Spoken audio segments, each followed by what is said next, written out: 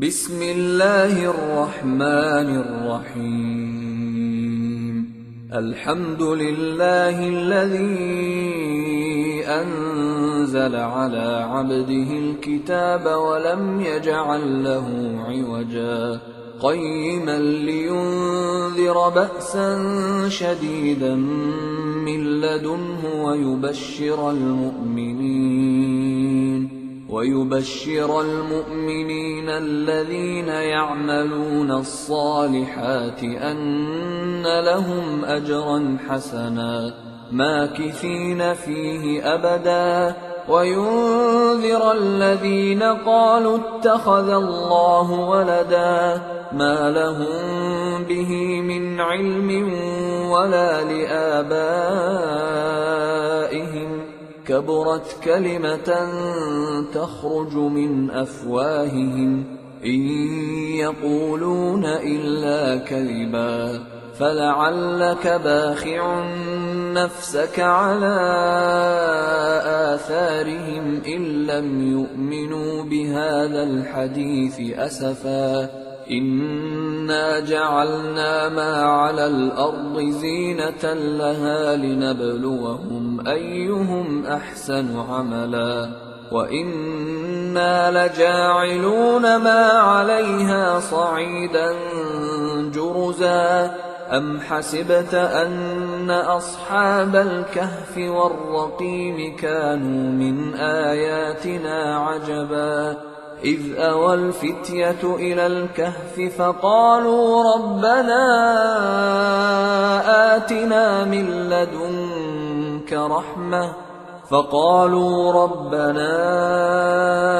آتنا من لدنك رحمة وهيئ لنا من أمرنا رشدا فضربنا على آذانهم في الكهف سنين عددا ثم بعثناهم لنعلم أي الحزبين أحصى لما لبثوا أمدا نحن نقص عليك نبأهم بالحق إنهم فتية آمنوا بربهم وزدناهم هدى وربطنا على قلوبهم إذ قاموا فقالوا ربنا رب السماوات والأرض لن ندعو من دونه إلها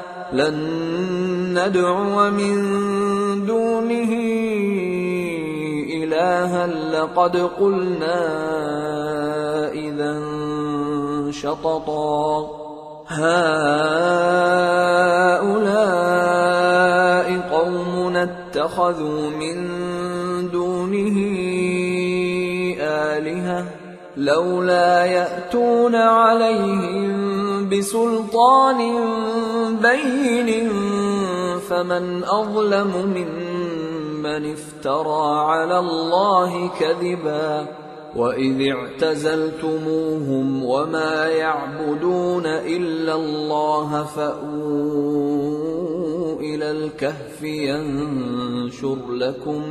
ينشر لكم ربكم من رحمته ويهيئ لكم من أمركم مرفقا وترى الشمس إذا طلعت تزاور عن كهفهم ذات اليمين وإذا غربت تقرضهم ذات الشمال وهم في فجوة منه ذلك من آيات الله من يهد الله فهو المهتد ومن يضلل فلن تجد له وليا مرشدا وتحسبهم أيقاظا وهم رقود ونقلبهم ذات اليمين وذات الشمال وكلبهم باسط ذراعيه بالوصيد لو اطلعت عليهم لوليت منهم فرارا ولملئت منهم رعبا وكذلك بعثناهم ليتساءلوا بينهم قال قائل منهم كم لبثتم قالوا لبثنا يوما أو بعض يوم قالوا ربكم أعلم بما لبثتم فابعثوا أحدكم بورقكم هذه إلى المدينة فلينظر أيها أزكى طعاما فليأتكم برزق منه وليتلطف ولا يشعرن بكم أحدا إنهم إن يظهروا عليكم يرجموكم أو يعيدوكم في ملتهم ولن تفلحوا إذا أبدا وكذلك أعثرنا عليهم ليعلموا أن وعد الله حق وأن الساعة لا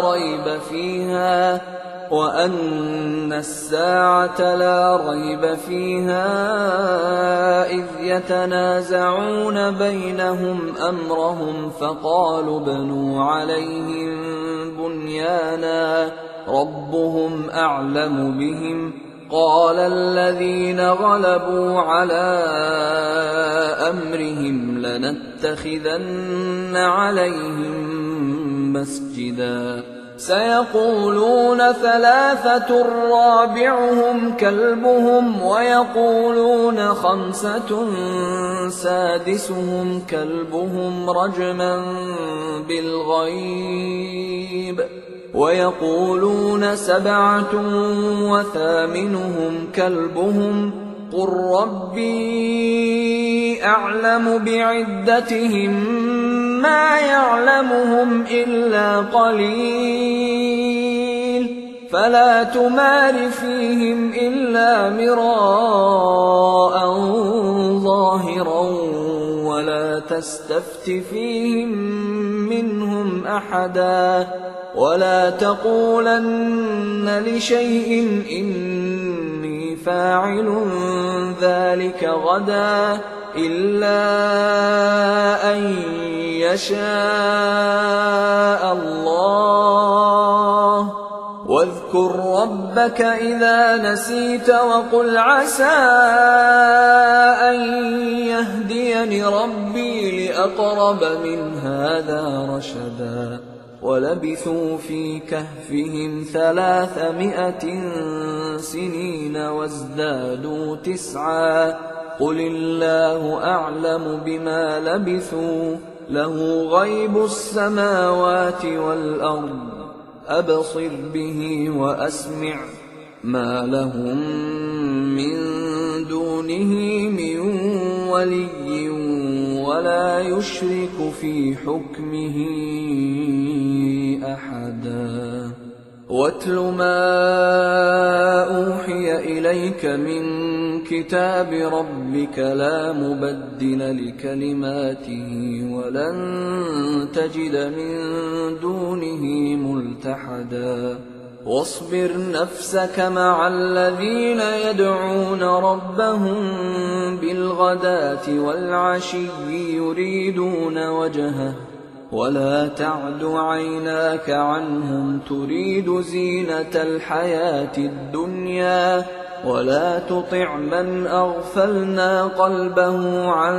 ذكرنا واتبع هواه وكان أمره فرطا وقل الحق من ربكم فمن شاء فليؤمن ومن شاء فليكفر إنا أعتدنا للظالمين نارا أحاط بهم سرادقها وإن يستغيثوا يغاثوا بماء كالمهل يشوي الوجوه بئس الشراب وساءت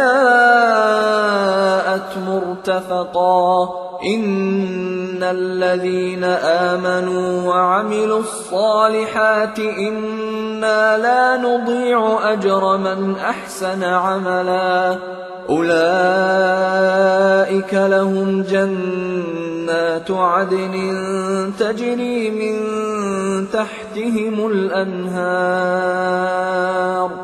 تجري من تحتهم الأنهار يحلون فيها من أساور من ذهب ويلبسون ثيابا خضرا من سندس واستبرق متكئين فيها على الأرائك نعم الثواب وحسنت مرتفقا واضرب لهم مثل الرجلين جعلنا لأحدهما جنتين من أعناب وحففناهما بنخل وجعلنا بينهما زرعا كلتا الجنتين آتت أكلها ولم تظلم منه شيئا وفجرنا خلالهما نهرا وكان له ثمر فقال لصاحبه وهو يحاوره أنا أكثر منك مالا وأعز نفرا ودخل جنته وهو ظالم لنفسه قال ما أظن أن تبيد هذه أبدا وما أظن الساعة قائمة ولئن رددت إلى ربي لأجدن خيرا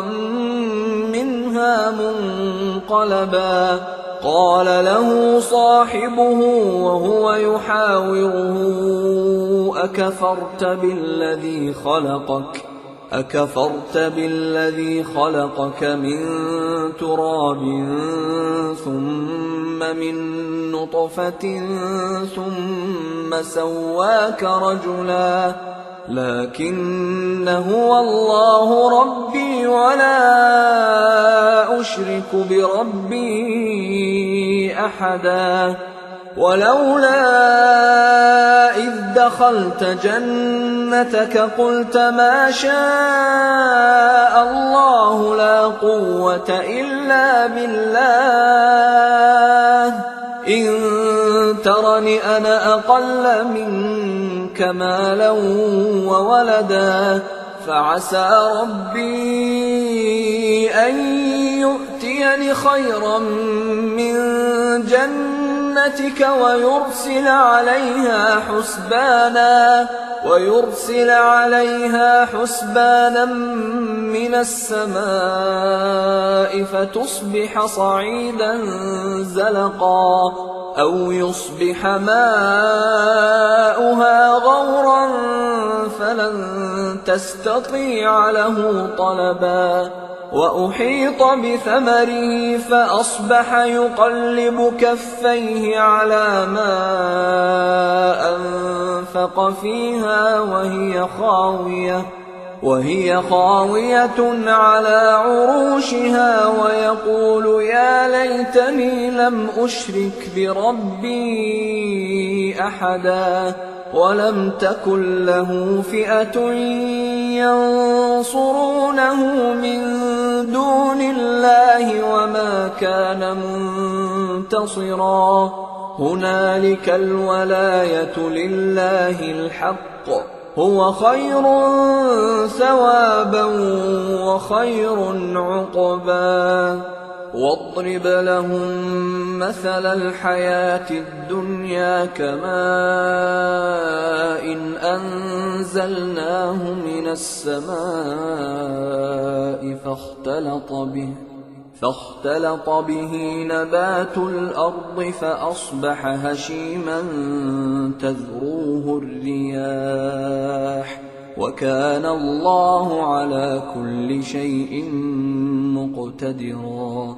المال والبنون زينة الحياة الدنيا والباقيات الصالحات خير عند ربك ثوابا وخير أملا. ويوم نسير الجبال وترى الأرض بارزة وحشرناهم فلم نغادر منهم أحدا وعرضوا على ربك صفا لقد جئتمونا كما خلقناكم أول مرة بل زعمتم أن لن نجعل لكم موعدا. ووضع الكتاب فترى المجرمين مشفقين مما فيه ويقولون يا ويلتنا ما لهذا الكتاب لا يغادر صغيرة ولا كبيرة إلا أحصاها ووجدوا ما عملوا حاضرا ولا يظلم ربك أحدا. وإذ قلنا للملائكة اسجدوا لآدم فسجدوا إلا إبليس كان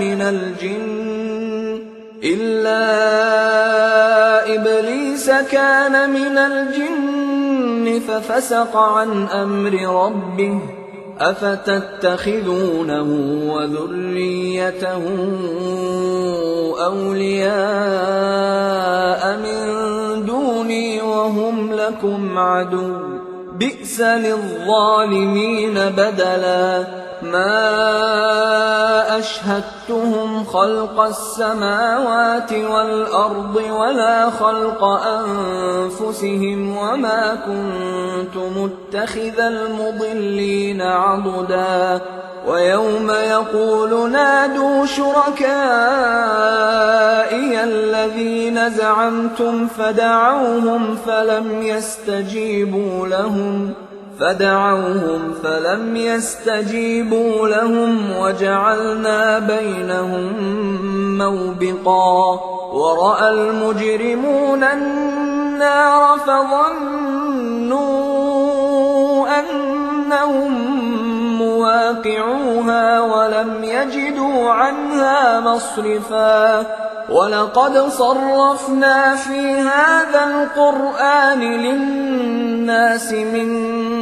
كل مثل وكان الإنسان أكثر شيء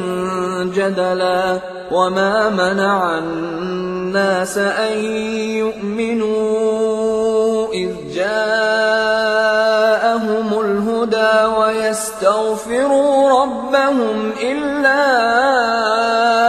أن تأتيهم سنة الأولين أو يأتيهم العذاب قبلا. وما نرسل المرسلين إلا مبشرين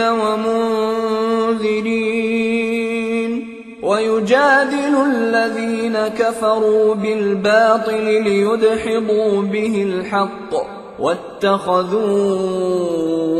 آياتي وما أنذروا هزوا.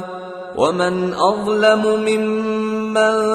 ذكر بآيات ربه فأعرض عنها ونسي ما قدمت يداه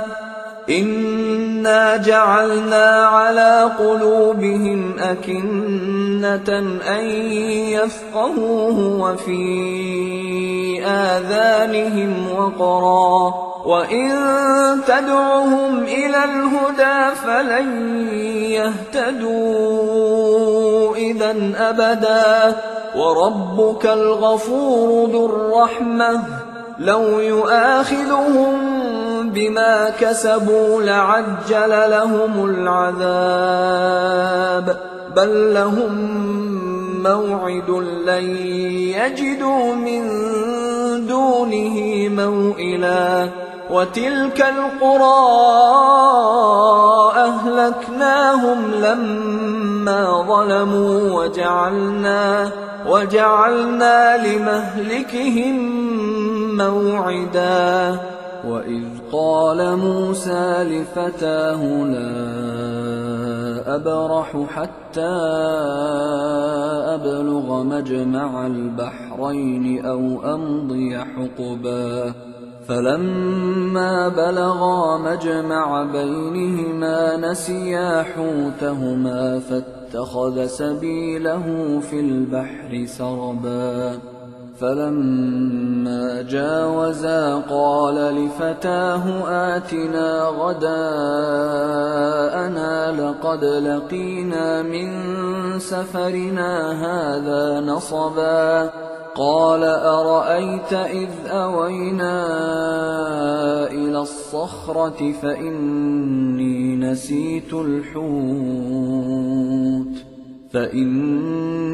نسيت الحوت وما أنسانيه إلا الشيطان أن أذكره واتخذ سبيله في البحر عجبا قال ذلك ما كنا نبغي فارتدا على آثارهما قصصا فوجدا عبدا من عبادنا آتيناه رحمة من عندنا وعلمناه من لدنا علما قال له موسى هل أتبعك على أن تعلمني مما علمت رشدا قال إنك لن تستطيع معي صبرا وكيف تصبر على ما لم تحط به خبرا قال ستجدني إن شاء الله صابرا ولا أعصي لك أمرا قال فإن اتبعتني فلا تسألني عن شيء حتى أحدث لك منه ذكرا فانطلقا حتى إذا ركبا في السفينة خرقها قال أخرقتها لتغرق أهلها لقد جئت شيئا إمرا قال ألم أقل إنك لن تستطيع معي صبرا قال لا تؤاخذني بما نسيت ولا ترهقني من أمري عسرا فانطلقا حتى إذا لقيا غلاما فقتله قال أقتلت نفسا زكية بغير نفس قال أقتلت نفسا زكية بغير نفس لقد جئت شيئا نكرا قال ألم أقل لك إنك لن تستطيع معي صبرا قال إن سألتك عن شيء بعدها فلا تصاحبني قد بلغت من لدني عذرا فانطلقا حتى إذا أتيا أهل قرية استطعما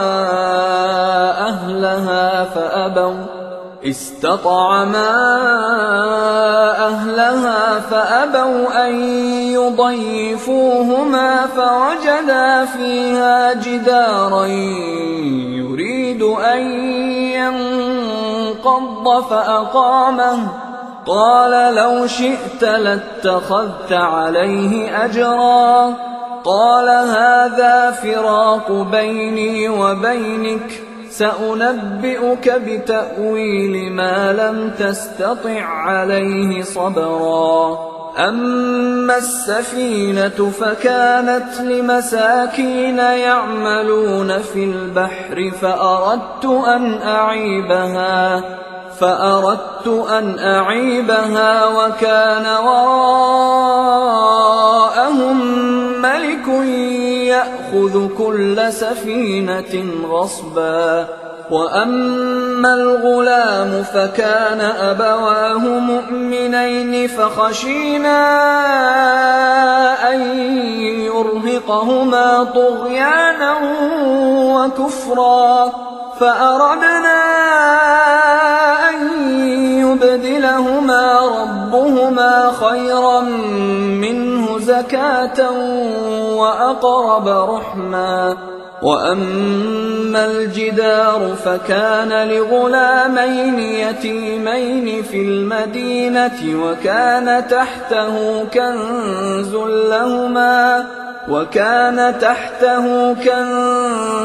لهما وكان أبوهما صالحا فأراد ربك أن يبلغا أشدهما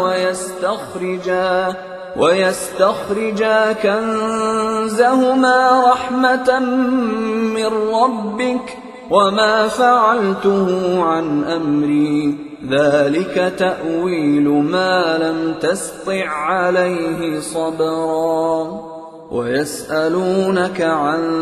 ذي القرنين قل سأتلو عليكم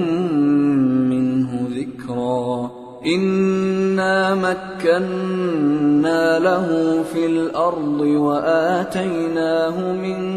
كل شيء سببا فأتبع سببا حتى إذا بلغ مغرب الشمس وجدها تغرب في عين حمئة ووجد عندها قوما قلنا يا ذا القرنين إما أن تعذب وإما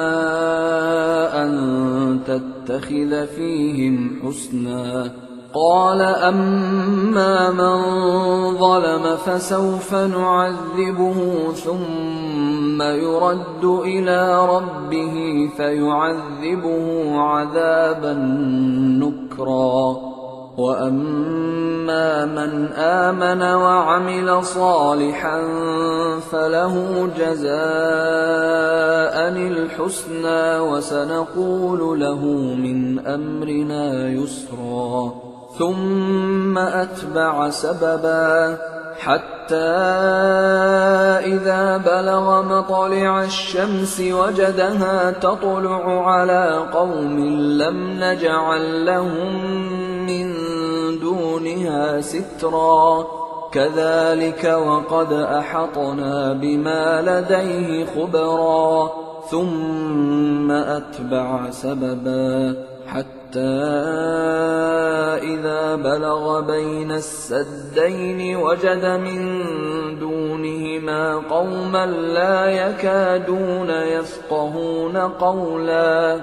قالوا يا ذا القرنين إن يأجوج ومأجوج مفسدون في الأرض فهل نجعل لك خرجا على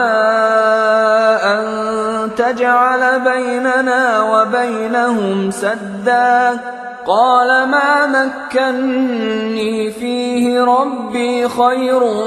فأعينوني بقوة أجعل بينكم وبينهم ردما آتوني زبر الحديد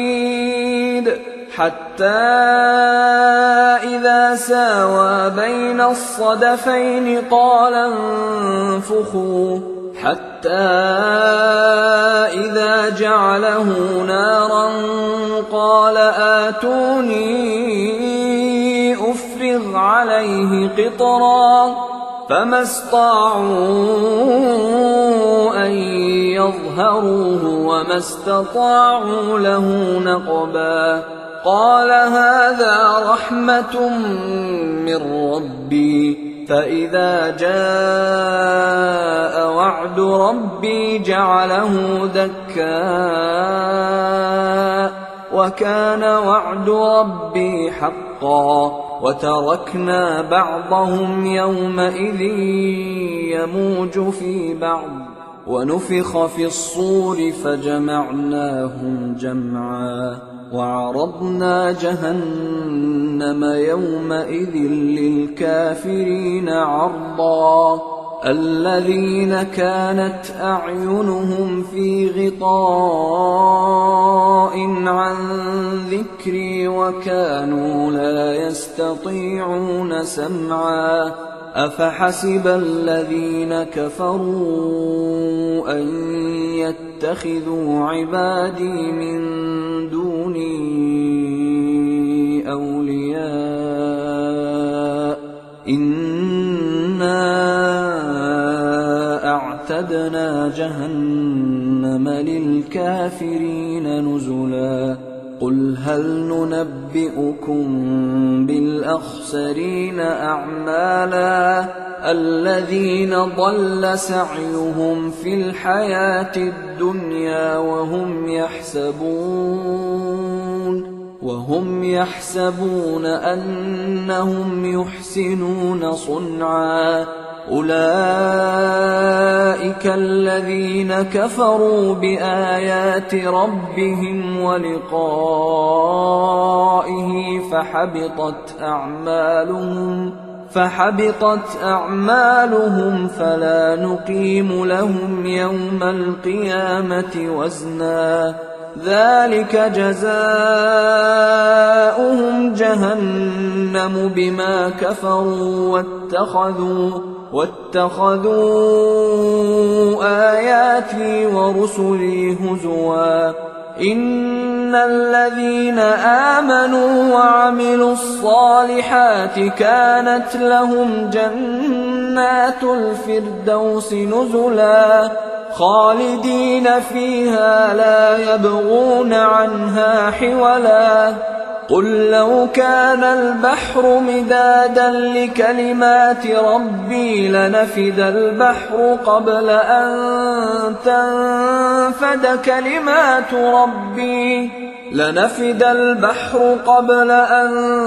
تنفد كلمات ربي ولو جئنا بمثله مددا قل إنما أنا بشر مثلكم يوحى إلي أنما إلهكم إله واحد فمن كان يرجو لقاء ربه فليعمل عملا